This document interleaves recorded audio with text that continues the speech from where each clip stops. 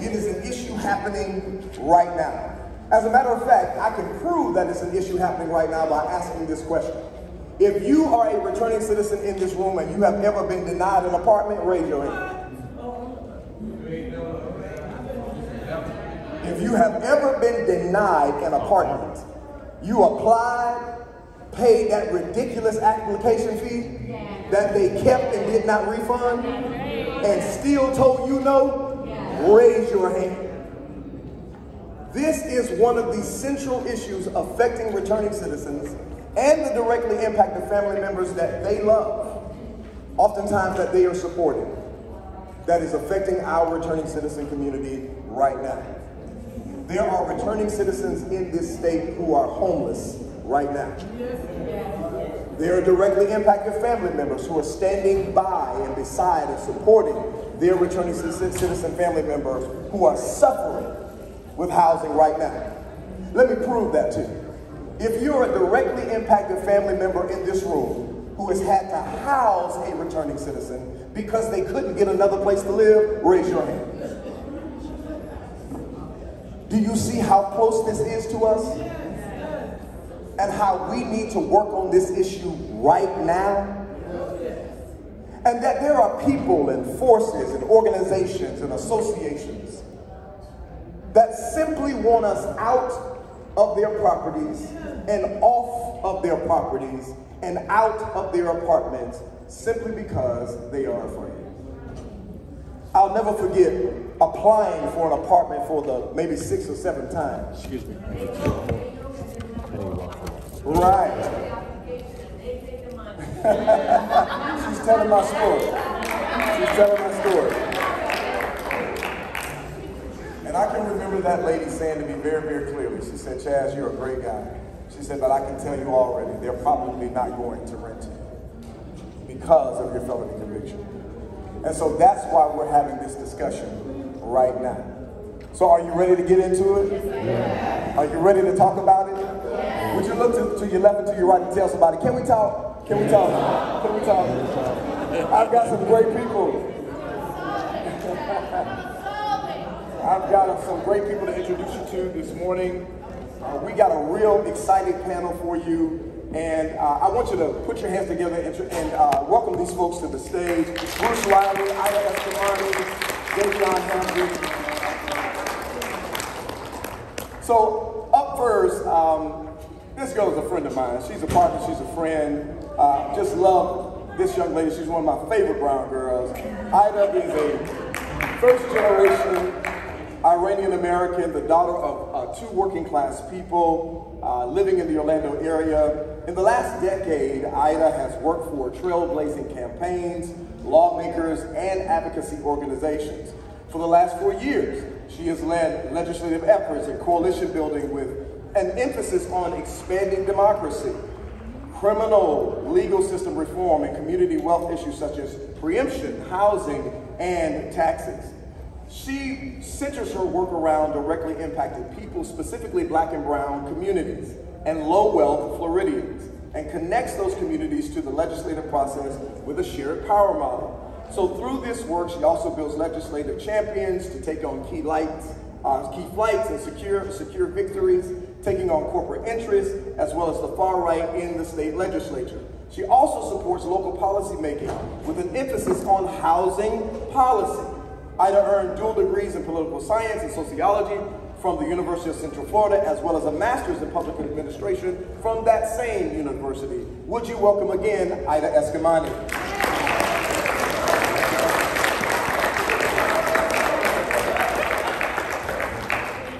So immediately to Ida's right is Davion Hampton. He's known for saying, "Expect the unexpected." Those are words that Davion lives by. After being released from prison in 2012, Davion found it difficult to gain employment due to his background. Since no one would hire him, come on now, he set out to create his own path and started LED Electrical. So fast forward to today, Davion is the owner of LED Electrical, OIG Outdoors, OIG Homes, H&B Community Buildings, 50/50 trucking, and part owner of Annie B's Soul Food in Sanford, Florida. And if that wasn't enough, in his spare time, the brother enjoys fishing, playing poker, and spending time with his family. Would you welcome Davion Hampton?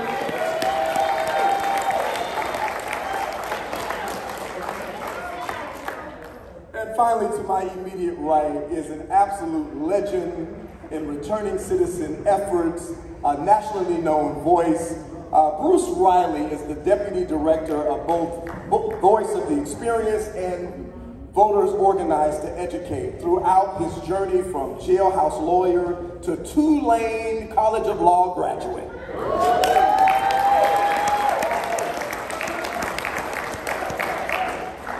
He has served a central role in many policy and electoral victories, including winning his right to vote in 2 individual states, a ballot amendment to end non-unanimous juries. He's helped reform Louisiana housing policies and deposed a corrupt sheriff who had been in power for 3 decades.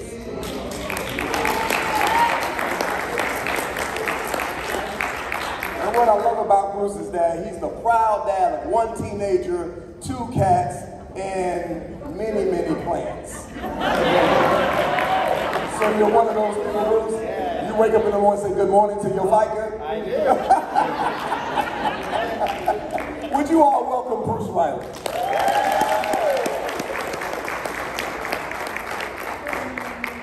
So let's get this party started. Let's pose a very important question to begin our discussion this morning. Why do barriers to housing for people affected by the criminal justice system matter to you, and how have you engaged with this issue? Ida, I'll start with you first. Hello, oh my goodness, hi. Thank you, Chaz, hi everybody. It is such an honor to be here with y'all. A quick point of personal privilege. I remember 10 or so years ago, I was in, I don't remember what hotel in Orlando, but a college student who heard about Voter Rights Restoration Coalition, and I wanted to support because it's a moral imperative. This system that we have in this country is rigged from its roots to be racist and classist and also profiteer off our bodies and our work. And so it just immediately spoke to me. And that's why this issue is so important to me. It's in my bones. And I've had the incredible opportunity to work with so many of y'all in this room and so many returning citizens and understand that this is our shared struggle. And so that's why this issue is important to me. At the same level, housing is a human right. Housing is critical to our just fundamental being and our success in our communities. And just like the criminal legal system, it's rigged against us by for-profit interests that have no interest except making more money off of us. And so that is the moral imperative I see in the sense of why it's so important that we stand in this fight together. There's explicit discriminations and issues impacting returning citizens, and then it's also linked to a wider fight we have collectively around housing for all. But y'all are the front lines of it, and we won't win unless we organize and center people impacted. And so that's why I'm here, it's why this fight is so important to me, and I'm just grateful to share this space with y'all. Thank you, Ida. You'll pass that to Davion. So Davion, I pose the same question to you. Why do barriers to housing for people affected by the criminal legal system really matter to you, and how have you engaged personally in this issue? Thank you. I'm glad to be here as well. It's very important to me because, like you mentioned earlier, I was one of those people that came home January 19, 2012, trying to move into an apartment with my girlfriend. And she went to put my name on the lease and found out I couldn't be on the lease. But I continued to stay the night, and the folks, they found out, and they eventually evicted her because I was staying there, and we found ourselves living in a car in the beginning of 2013. And like Desmond Meade said earlier, I was one of those people that was living in the car, just because I wasn't going to accept, people putting barriers and telling us where we can move. I wanted to be that one, and I said, hey, I'm going to be a person who not only build homes, but make homes for people that's like me, and that's what I have done through this fight. I've got transition homes and my own homes, and now I don't have that worry or issue with people coming home from my community, they have a place to come and call home. Wonderful. Thank you, David. Pass that mic right down. So Bruce, you're going to round out that question as to why do those barriers for housing affect you and how you're actually engaging with the issue. Yeah, well, thanks, Chaz. And, thanks for having me come down here from New Orleans. I'm happy to be with my Florida family yet again. Going back to something that Neil said about getting your certificate to work on these things. I remember I'd been locked up for about maybe 2 months in 1993 when guys would see me going up and back to the law library. And I'd have maybe a book or some cases or something, right? Actually, I couldn't have any books, but I had like some photocopies, right? And one dude asked me, some older guy, he said like, yo, man, can you look something up for me? I said, yeah, what is it? He wanted to know about bail. I was like, all right. I came back and I broke it down for him, and what the options were. And I was like, what's your situation? He's like, well, they gave me bail, but I can't make it. And I was like, well, you can file a bail reduction motion. He's like, yeah. And I kind of realized that maybe this wasn't his specialty area. You know what I mean? So I was like, well, maybe I can write something up for you. We can send it in. He's like, would you? I sent it in. About 5 days later, that guy went to court. I never seen him again. And I realized then that I got power, that I could do something. Now, fast forward, down the line, whatever, it's like late 1990s. Now I'm in maximum security. I've been working on guys' cases. I'm working on conditions cases. And I was helping guys with their parole packages as well. I'd be like, all right, where are you going to live? Like, let's write up that part about the home thing. And guy after guy would say, well, I can't live with my mama because she's in public housing. Or I can't live with my kid's mom because she's on Section 8. And I was like, what are you talking about, man? Now, granted, I was in the system, and I was in foster homes, and I was a homeless kid, and I had to get people to get apartments for me when I was a teenager and do all that thing. So I was still new to figuring out this housing issue, And I realized that there was these rules that people were using. And so from that point on, I was saying to people who would ever listen, yo, you gotta address this housing discrimination, this exclusion, these blanket policies, and everything else that's going on. And so I got out in 2005 on parole, and maybe we'll get into some of the details of the campaigns. I don't want to get into it now, but I started working on this issue, and I've done, along with other things, right? But it's just been, in my mind, like a real anchor work. It's a cornerstone of this work we need to do to get our full human and civil rights in this country. Thank you so much. And so kind of as we sort of centered the discussion, we've talked about what's important to us, why the issue is affecting us, what drives us to be involved in the issue itself. Let me come to you specifically because you are a returning citizen. You've done a stint of incarceration. You know what it's like to have an EOS day. You know what it's like to get out. You know what it's like to come home, maybe to a party, maybe not to a party. You know what it's like to really have to find a place to live. So let me ask you this question. What are some of the current barriers to housing for returning citizens, especially in Florida? Let me emphasize that. What are the barriers, especially in the state of Florida? Well, some of the barriers are, to me, what I take is the application. Number one, asking, are you a convicted felon? And why? When you look at that, that's automatically a turnoff for a lot of landlords. Another barrier in the state of Florida is driver license. Dealing with child support and things like that. You can't get driver license, so therefore you can't gain great employment because a lot of employers don't want to hire people who don't have license. And also another thing is employment. Not having a great job with making great pay. It's hard for a non-returning citizen to afford the affordable housing that's going on here in this country right now. Some of the issues, the main issue in the state of Florida is removing, just like we did ban the box with the jobs and everything, we need to remove the barriers of are you a felon and also the look back period of how far you can look back at a person's crime and stuff like that. Okay, so you're already kind of solutions oriented. You're already thinking solutions based. Okay, so let me ask this follow up. So the opportunities to expand access to housing for people, how can we impact the criminal justice system that way? So what are some of the opportunities to expand access to housing for returning citizens? As you see it, what are some of those opportunities? Well, some of those opportunities to be is go vote. Okay. Be the constituent to get out and advocate or board for people that advocate in your behalf. We got the power. So, you need to communicate with the people that's in your community that can go and speak for you, and voting is power. Tell them some of your issues. I think voting was one of the biggest things that we can do to change it. Also, finding private people like me that's willing to, landlords that's willing to change their model and how they position themselves with their rental process, and actually how important it is to them, So I just think there's a multitude of things like that.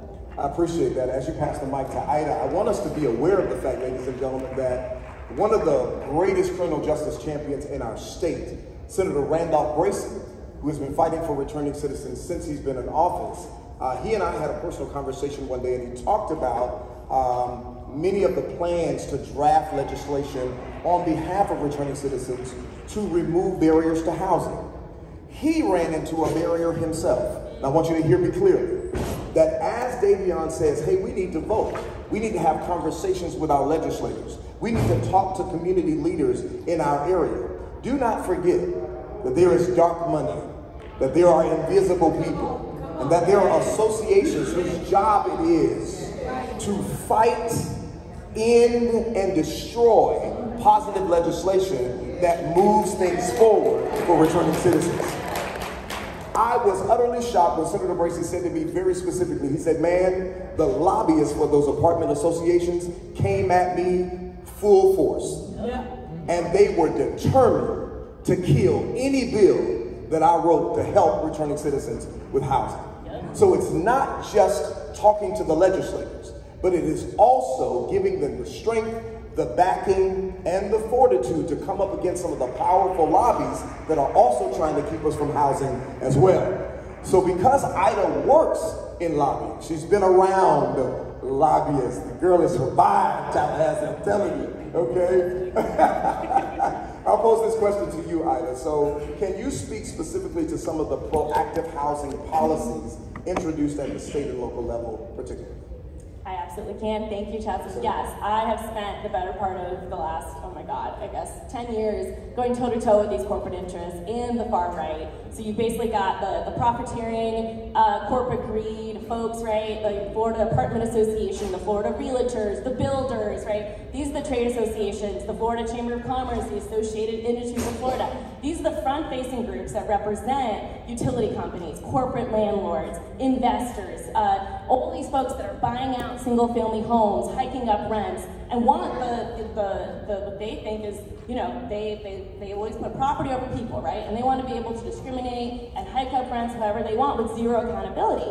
And in the housing sort of market where we have right now, it's a rigged market. It's a market failure. It's not working for people. It's working for profits. And to your question around the different solutions, they were named too. I heard about why landlords can charge application fees even when there's no apartment available. We had a bill about that. Representative Carlos Guillermo filed a bill to stop that. That idea came directly from Hurricane Maria survivors who are facing this. We put that in a bill. We have bills around eviction expungement, because right now when you get an eviction, it's on your record, and landlords discriminate on that too. We have legislation around ban the box. We have legislation around banning discrimination, because even if you ban the box, that landlord does the background search and they see it, and they're still allowed to discriminate, right? We've got countless different policy solutions that come from community, and that's something I'm really proud of, is the work that I've done with the Florida Housing Justice Alliance, and so many folks here in this space. You see Alana, I see so many amazing folks on, so many amazing advocates here that have been, by the way, in your county commission here in Orange County, pushing for rent control and a tenant bill of rights. And who are we up against? The Florida Realtors, and the Florida Apartment Association, who are representing all these profiteering billionaires. Like, I'm not even joking when I say that. When you look at their, these groups exist to do the dirty work of brands that we know, right? It's Camden Apartments, it's Mid-America, it's Rural American, it's all these companies that we have to live in their apartments, and they are also taking your rent, basically, and using it against you to hike up your rents. There's an apartment here, Camden Apartments, part of a national corporate landlord. Not only do they hike up the rents, they also have pushed this bill that we were able to stop, called Fees in Lieu of Security Deposits. It's basically Payday Loans 2.0. It would allow landlords to charge perpetual, non-refundable fees instead of security deposit. It's a whole different contract, it's a whole thing on your record, and it's designed to target people who struggle to pay their security deposit. We put forth another bill. We said, well, yeah, security deposits can be tough, so what about we actually cap the cost of security deposits in Florida? What about we allow people to pay monthly into their security deposit? Oh, the Florida Apartment Association don't like that. Right. No, because they don't care about housing. They care about profits. And we defeated that bill. We also had another bill developers put forward. They wanted to make it so that it was easier to turn affordable housing into luxury condos. We killed that bill too, because we exposed the corporate greed and we organized. And that is the piece that's so important. Every policy solution exists and it comes from y'all. We are so proud to put forth policy that comes directly from people. Folks like Senator Bracey, Representative Smith, my twin sister, Rep. Anna Escalante, Representative Angie Nixon. I mean, these are folks we all know, and they come from our community, and they put forward bills that come from us, but they're up against a massive machine of corporate greed. And so the way that we have to push this is voting is so critical. We got to expose corporate greed. We got to support those champions, share your stories, because our opposition tries to buy what we are building. And they got a whole lot of money, but they can't buy this. But we need you on the front line sharing your stories and also lifting up our champions and holding folks accountable. There needs to be electoral consequences and rewards. Yes. When you stand with us, you win. When you're against us, you lose. If there are not electoral consequences, they will keep doing the same thing over and over and over again. So voting is the first step, and of course for this community is a fight in itself. But however we can organize to get folks out and to hold folks accountable and reward our champions, that is so critical, because the policy solutions are there, and we've introduced them year after year, and some are bipartisan. We put forth an eviction expungement bill with bipartisan support. We put up a bill that protected domestic violence survivors to allow them to cancel their lease because their lives are at risk with bipartisan support. It's the Apartment Association and the Florida Realtors and the Chamber of Commerce and all their dirty corporate money behind that stop this stuff from passing. And so that is so critical to expose the corporate greed, to share your stories, and to organize and to vote to pass these policies. Can y'all see why she's my favorite brown girl? I'm telling you. Absolutely. So, to Bruce there. So Bruce, in light of what Ida has